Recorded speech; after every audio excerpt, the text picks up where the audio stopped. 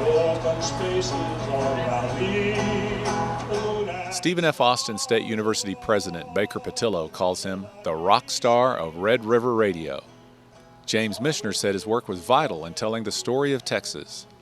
Judy McDonald considers him a pretty good short-order cook. Dr. Archie P. McDonald is all of those things, and a bit more. His path has mainly been academic, but his impact has been much wider.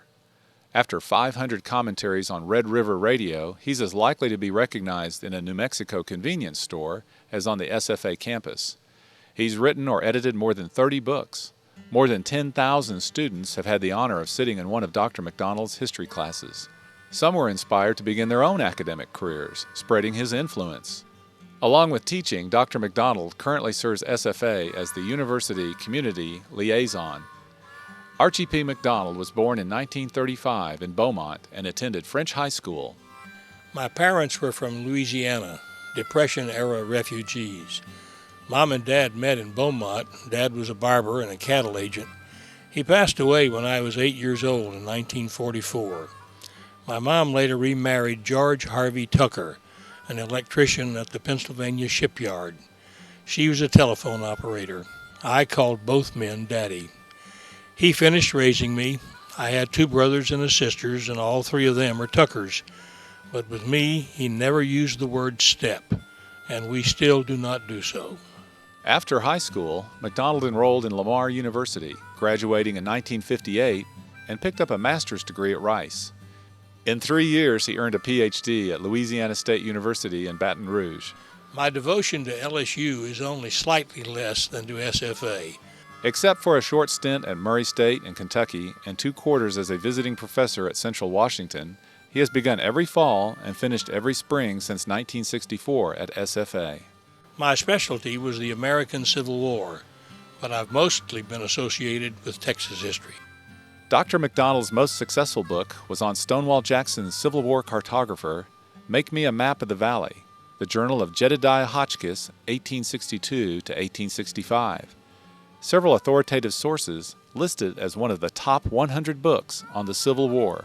Dr. McDonald's academic credentials include chairing several prestigious organizations, including the Texas State Historical Association. He was director of the East Texas Historical Association and editor of the association's journal for 37 years.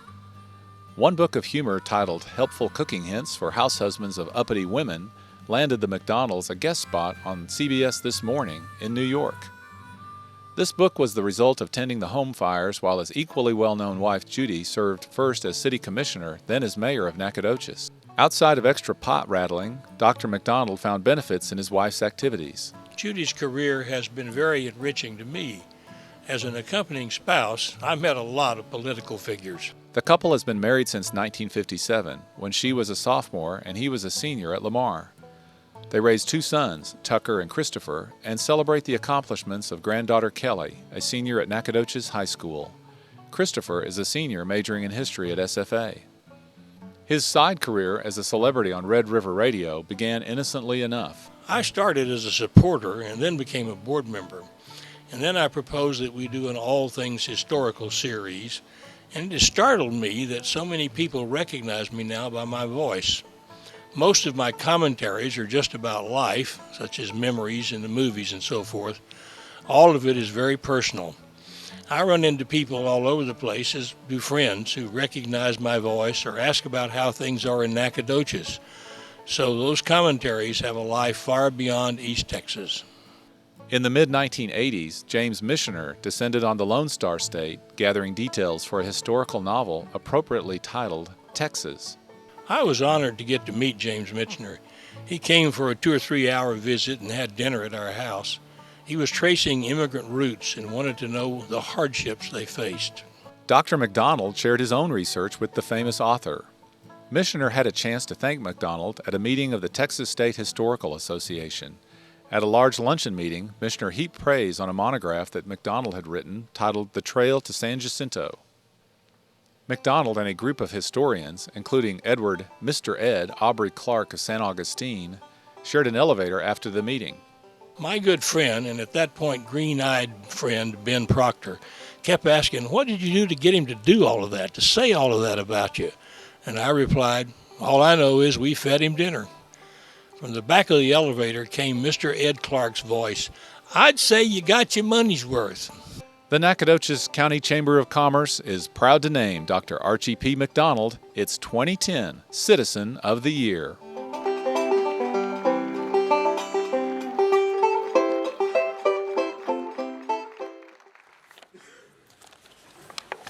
The Scottish part of me provides a proverb that fits here. You shame me with your kindness. It is an honor to be associated with all the previous worthy citizens. We have been present for the recognition of nearly all of them because we have been devoted supporters of the Chamber and its important work for more than 4 decades. I cannot help but think now of Sidney Abegg, our friend and petulant former Chamber President, who would be the second most surprised person at this committee's selection this year. My thanks and appreciation are offered to that committee and to Presidents Paul Smith and Francis Sproul and to Bruce Partain for their kindness throughout the process, and to all who conspired to expose my past to you through photography and video. Judy and I appreciate what was censored, and my pastor, Kyle Childress, is astonished at what was not. This evening is a dream, and all of you will always be cherished. Over the last several months, too many organizations have bestowed some kind of honor upon me. Modesty and perhaps some embarrassment over this cornucopia of generosity prevents me from listing those kindnesses, but does not dull my thankfulness. However, the presentation of those honors always caught me by surprise, and I never could think fast enough to express my appreciation sufficiently. This time, Paul let me have about a month to think about it. So, I want to thank my mother and fathers for life and love and nurture and care. Miss Lavinia Kraft, my Aunt Veenie, for thinking me the perfect child and giving me the high standard to achieve it, a work obviously yet in progress. And to Judy, who knows that I'm not perfect, but lets me live with her anyway. My teachers, especially Mrs. Heinrich and Mrs. Dugas in junior high, for calling history to my attention. To Mr. Warren and Miss Cunningham in French High School for encouraging that interest and in the English language. And Arnold Anderson in college for teaching me to speak. After all, I've almost entirely earned a living speaking and writing. To Dr. Ralph Steen at SFA for giving me a job. And now to Doctors Baker Patillo and Rick Berry for letting me keep that job. And my family, whose financial necessities require me to have a job. And to our son, Christopher, in whom we are well pleased. Mrs. Portia Gordon for making my words reach print spelled correctly and for making a good cup of coffee. My friends, you know who you are, and I'll let this acknowledgement reach every one of you.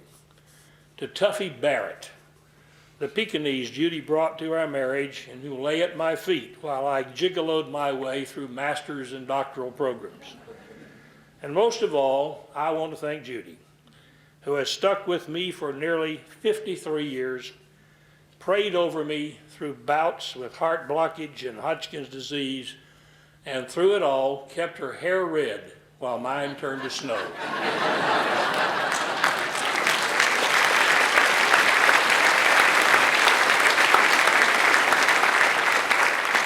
To each and to this chamber, I am grateful. You have made my life what it is.